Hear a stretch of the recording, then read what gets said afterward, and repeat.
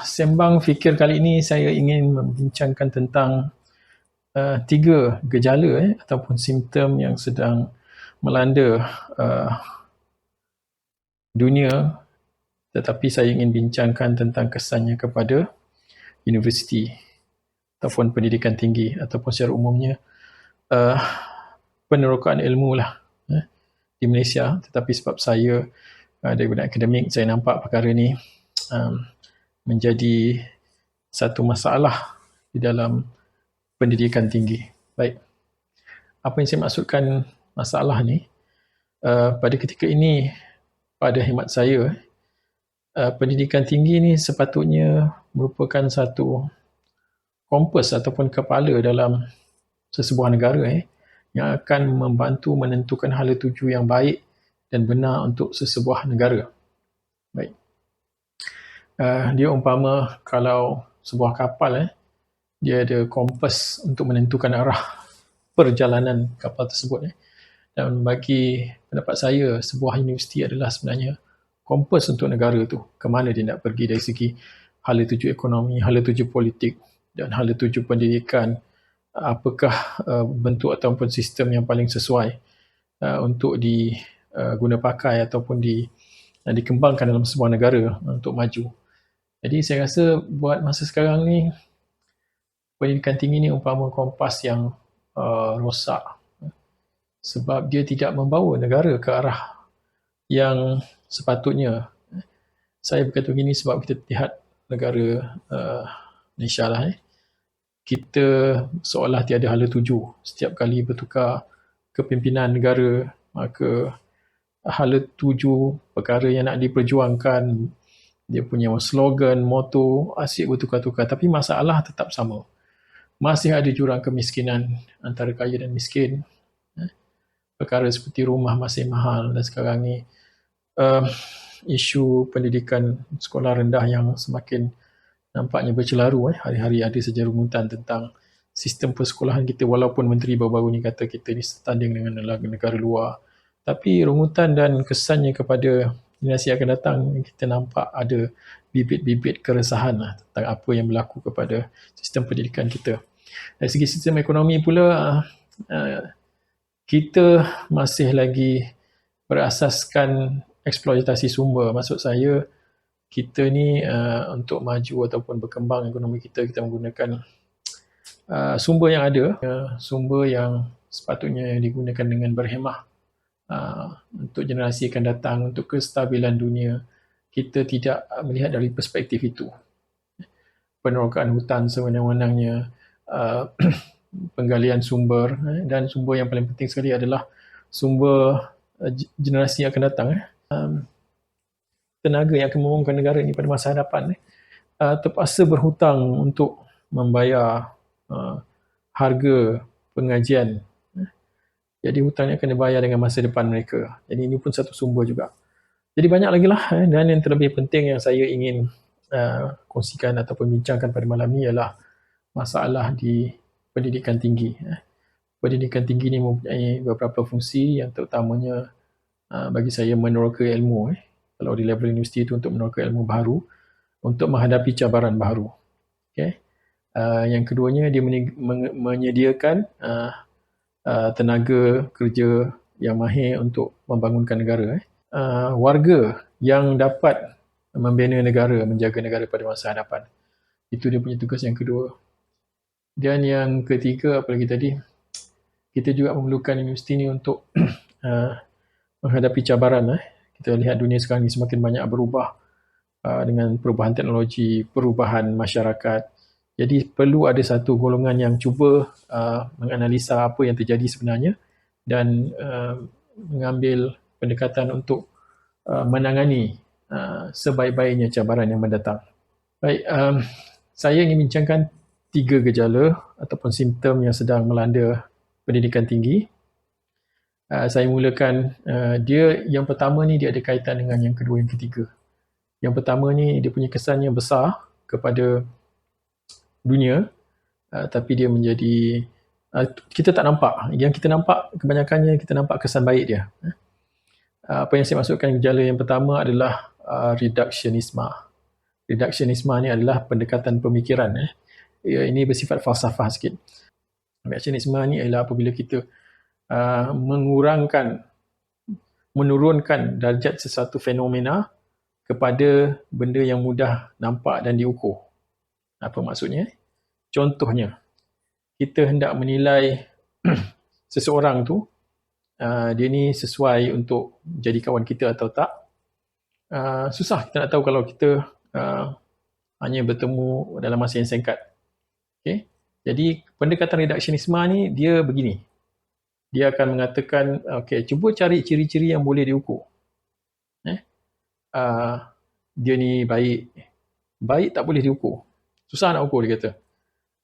Cuba kita tengok pula gaji dia berapa. Dia mula menurunkan apa pekerjaan dia. Daripada pekerjaan tu kita akan menilai dari segi ekonomi. Benda-benda yang nampak. Jadi kita akan menurunkan nilai seseorang itu kepada beberapa perkara yang senang untuk kita buat keputusan. Jadi ada baiknya reduksionisme ni apabila kita mengkaji fenomena alam yang kita tahu tak berubah. Contohnya kita nak kaji tentang sebatang pokok yang kita tahu kita boleh kaji dia dari segi saintifik, apa keperluan baja dia pokok ni, dia mesti nak air banyak ni. Kita perlu tahu benda-benda tu. Kita pecahkan kepada keperluan yang berbeza, baja banyak ni, air banyak ni dan sebagainya. Kita tahu dia punya komponen yang boleh menyuburkan pokok tersebut. Dalam bidang sains memang sangat berguna. Kita menggunakan pendekatan reduksionisme ni. Tetapi apabila kita gunakan pendekatan sains ini untuk manusia, dia akan timbul masalah. Sebagai contoh, kita nak nilai orang murid-murid. Kita tak percaya yang cikgu boleh menilai murid mengikut kehendak ataupun kemampuan guru tu untuk menilai. Kita mesti nak something yang boleh diukur. Jadi kita ukur apa? Kita ukur dia punya CGPA, markah dia. Ini perkara yang kita boleh ukur. Okay? Dan akhirnya kita lihat ada berlaku kemelut dalam pendidikan apabila ada kita dapati manusia tidak dinilai selayaknya. Dan dulu kita sedar apabila kita fokus kepada berapa banyak A yang boleh diskor oleh pelajar-pelajar dalam SPM, itu tidak menjamin bahawa dia akan menjadi seorang yang berguna untuk masyarakat. Bukan kata dia tak berguna, tapi ia tidak menjamin.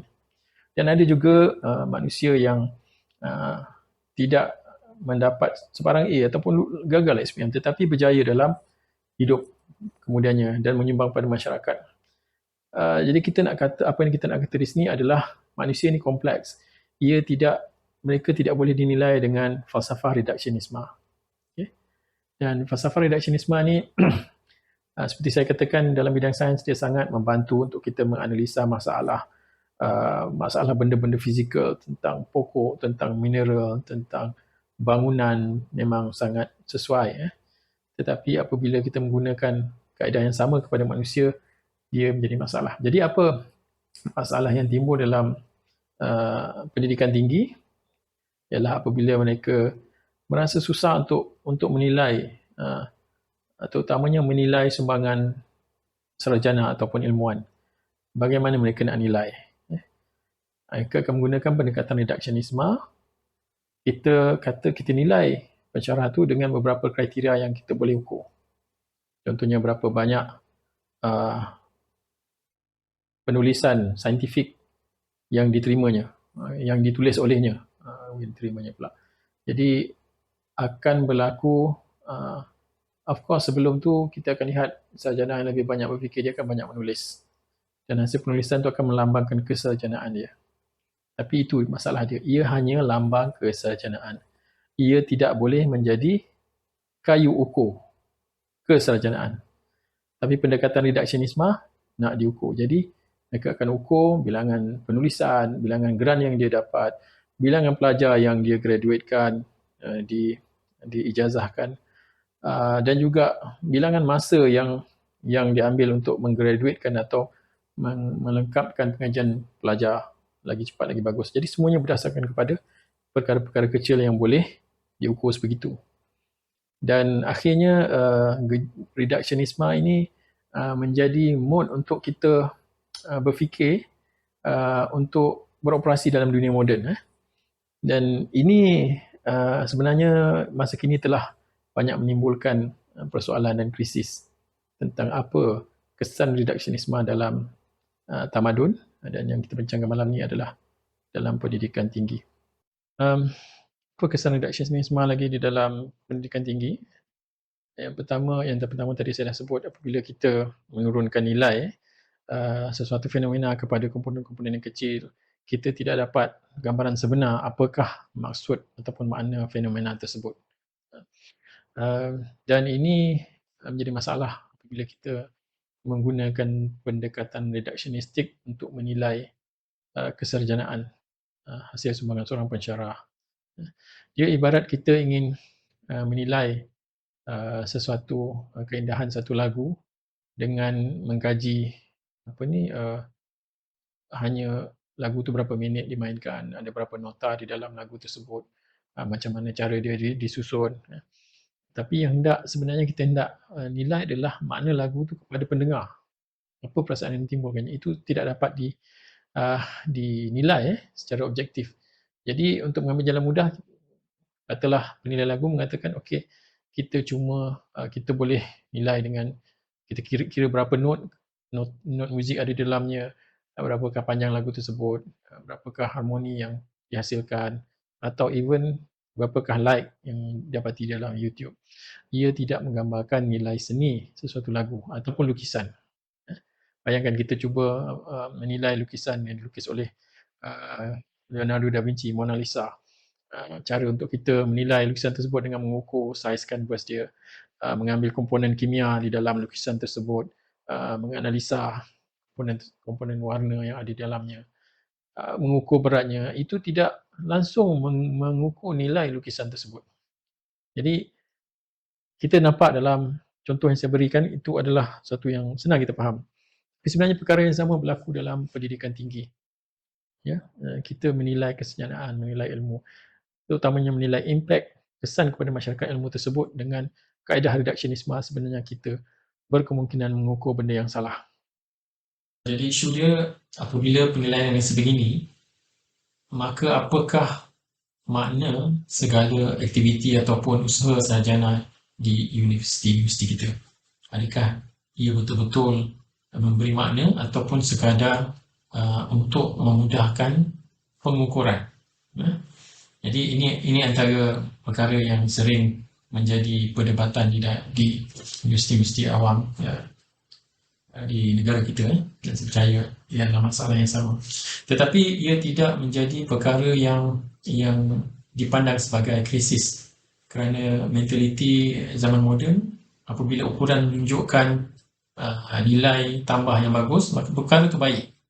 Jadi ini menyebabkan saya merasakan ada disconnect ataupun terdapat ketidakseimbangan di antara benda yang diukur dengan kesan ilmu pada masyarakat. Baiklah, seterusnya gejala yang kedua, apabila pendekatan ataupun paradigma reduksionisme ini diguna pakai, maka timbul satu lagi perkara yang ingin saya utarakan dalam perbincangan kali ini, iaitu sesuatu yang kita panggil Cobra Effect. Cobra Effect ni namanya kesan tedung dalam bahasa Malaysia. Apa maksudnya kesan tedung ni? Sejarahnya yang diceritakan di India semasa di bawah pemerintahan British, rakyat di suatu kawasan menghadapi masalah kerana serangan ular tedung, ataupun ada rakyat yang cedera ataupun mati kerana serangan ular tedung. Jadi pemerintah British berfikir cara yang paling sesuai untuk menangani masalah ini. Jadi apa yang dibuat lebih mudah adalah dibagi upah. Setiap orang kampung yang dapat menangkap seekor ular akan diberi ganjaran wang, tak tahu mungkinlah RM10 ke RM100 ke. Jadi apabila ramai yang menangkap ular tedung ni, secara teorinya tedung-tedungnya akan berkurangan di kampung tersebut, kawasan tersebut, maka kuranglah kes serangan ular tedung. Jadi nampak di situ ada pengurangan. Kalau kita mahu fikir, ada pengurangan reduksionisme daripada makna kepada pengukuran. Jadi apa makna yang cuba dicapai? Objektifnya adalah untuk menyelamatkan, membawa kesejahteraan kepada penduduk kampung. Tetapi cara pengukurannya ialah berapa bilangan ular tedung yang ditangkap. Kesejahteraan susah nak diukur, jadi lebih mudah kita mengukur berapa bilangan ular yang hendak ditangkap. Jadi apabila ada pengukuran yang sebegini, maka mudah mereka membuat keputusan setiap tedung yang ditangkap, orang kampung akan dibayar sekian banyak duit, ya. Jadi apa yang berlaku? Of course, pada mulanya banyak ular yang ditangkap oleh orang kampung. Akhirnya populasi ular tedung menurun dengan drastik di kampung tersebut. Maka kuranglah berlaku kes-kes orang kampung yang dipatuk ular. Tetapi apa yang berlaku, macam saya kata tadi, manusia ni dia sangat kompleks. Apabila orang yang telah mahir menangkap ular tedung ni mendapati ular tedung semakin payah untuk ditangkap, maka apa mereka buat? Ialah mereka nak dapatkan duit, kan? Lebih banyak ular yang ditangkap, lebih banyak duit yang didapat. Jadi mereka akhirnya menternak ular. Bila mereka menternak ular, jadi mereka dapatlah pendapatan yang lebih. Ini dia telah mematikan ataupun tidak memenuhi matlamat asal untuk kesejahteraan. Dia lebih kepada untuk mendapat bilangan ular supaya mereka mendapatkan jalan wang. Jadi ini sesuatu yang berlaku di dalam pendidikan tinggi. Jadi apa kaitannya Cobra Effect dengan aktiviti kesarjanaan di universiti? Jadi kalau kita boleh gambarkan, sebenarnya universiti ini tugas dia untuk kesejahteraan negara dan masyarakat. Jadi apabila diletakkan pengukuran yang sebegini, sedemikian caranya, maka kita boleh persoalkan balik apakah ia masih lagi mengukur makna sebuah kesarjanaan kepada masyarakat. Saya bagi contoh tentang KPI. Apabila kesejahteraan masyarakat itu susah untuk diukur kaitannya dengan ilmu, maka antara pengiraan yang mudah dibuat oleh pentadbir ataupun pengurus pendidikan tinggi ialah meletakkan KPI, macam yang meletakkan bilangan penulisan saintifik yang perlu dihasilkan oleh penyelidik. Jadi andaiannya bahawa sesuatu masalah dalam masyarakat akan menyebabkan suatu persoalan penyelidikan timbul untuk menyelesaikan masalah tersebut. Jadi penyelesaian masalah itu susah untuk diukur. Yang lebih senang diukur ialah berapakah kertas penulisan yang dihasilkan oleh sarjana tersebut. Dia mengandaikan lebih banyak kertas penyelidikan, maka lebih banyak masalah masyarakat diselesaikan. Itu andaiannya ataupun keperluan masyarakat yang dipenuhi. Jadi macam cerita Cobra tadi, apabila ada masalah dalam masyarakat, maka kita pecahkan dia kepada beberapa fenomena yang boleh diukur. Salah satunya adalah bilangan penulisan kesarjanaan yang ditulis oleh ilmuwan-ilmuwan di universiti. Jadi apabila bilangan kertas itu menjadi KPI, menjadi pengukuran, maka akan berlaku penurunan daripada makna kepada ukuran. Apa yang berlaku ialah mungkin masalah masyarakat sudah tidak dilihat lagi, tetapi yang dilihat adalah bilangan penulisan. Macam cerita Cobra tadi, kan? Mereka tidak melihat ancaman ular kepada masyarakat, tapi mereka melihat berapa bilangan ular yang boleh dihasilkan. Jadi kalau kita tamsilkan, kemungkinan dan memang terjadi, sarjana dan ilmuwan di universiti kita lebih banyak menghasilkan kertas berbanding dengan bermula mencari apa dia masalah dalam masyarakat. Ini berdasarkan pengalaman saya sendiri, memang fenomena ini berlaku. Pensyarah dan juga penyelidik digalakkan sehingga menjadi KPI, iaitu kalau mereka tak buat bilangan kertas yang sebegini, mereka akan menerima hukuman dari segi tidak naik pangkat dan sebagainya. Jadi berlaku penurunan nilai, penurunan makna daripada makna hakiki kepada mengejar ukuran. Dan ini berlaku di pendidikan tinggi.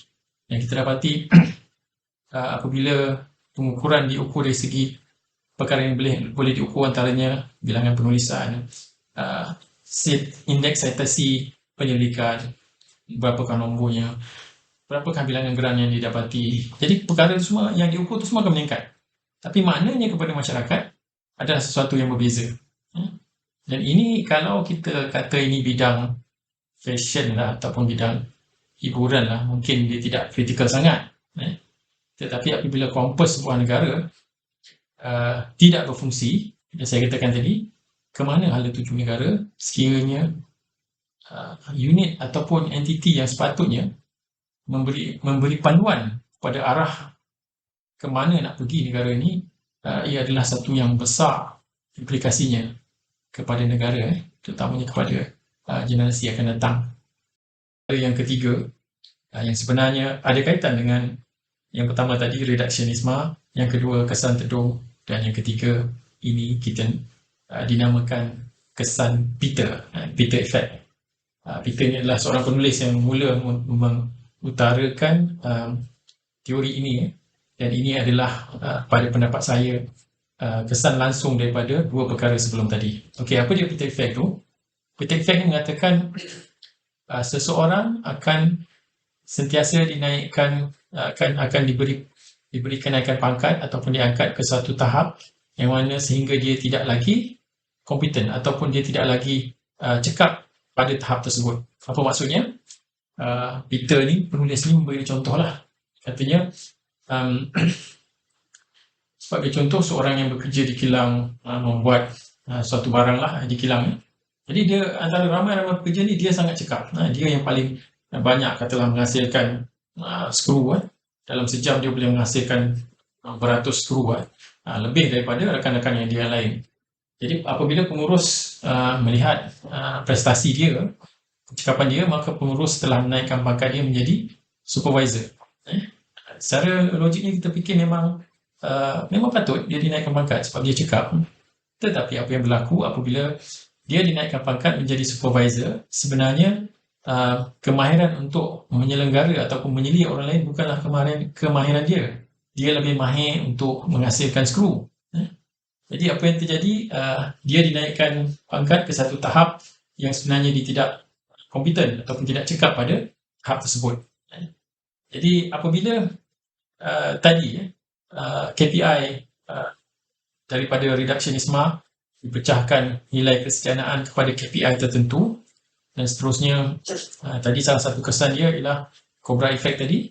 Dan lagi satu kesan ialah apabila dipecahkan kepada KPI tertentu, maka akan dapat dikesan orang yang lebih cekap untuk mendapatkan grant, orang yang cekap untuk membuat penyelidikan dalam makmal, orang yang cekap menghasilkan penulisan berkualiti.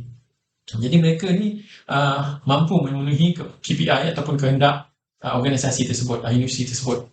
Jadi sekarang ni fenomena dia adalah orang-orang yang cekap dalam melakukan perkara ni akan dinaikkan pangkat menjadi pengurus kepada kemahiran tersebut. Contohnya sekiranya dia mahir dalam mendapatkan grant atau membuat penyelidikan, dia akan dilantik menjadi ketua ataupun pengurus bagi bahagian penyelidikan ataupun penerbitan universiti tersebut.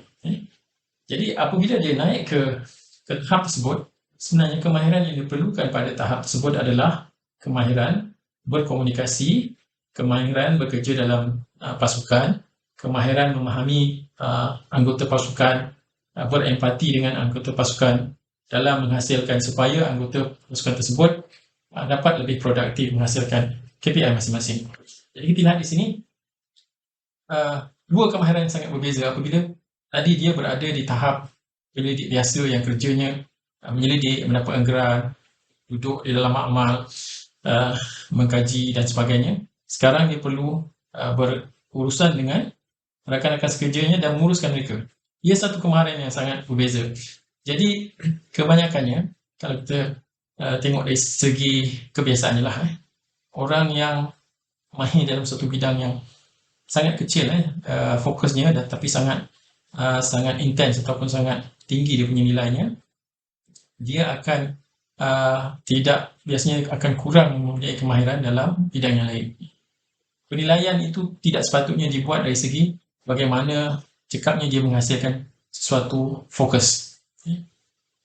Ini kita lihat berlaku apabila pengurus-pengurus yang dilantik daripada kalangan yang cekap ni, mereka menganggap semua orang yang lain pun mempunyai kecekapan yang sama dengan mereka. Jadi mereka akan membuat andaian dan mengharapkan semua rakan-rakan sekerjanya perform ataupun mempunyai prestasi yang sama dengan dia. Jadi akan ada berlaku ketidakpuasan hati, akan berlaku perselisihan pribadi kerana manusia berbeza.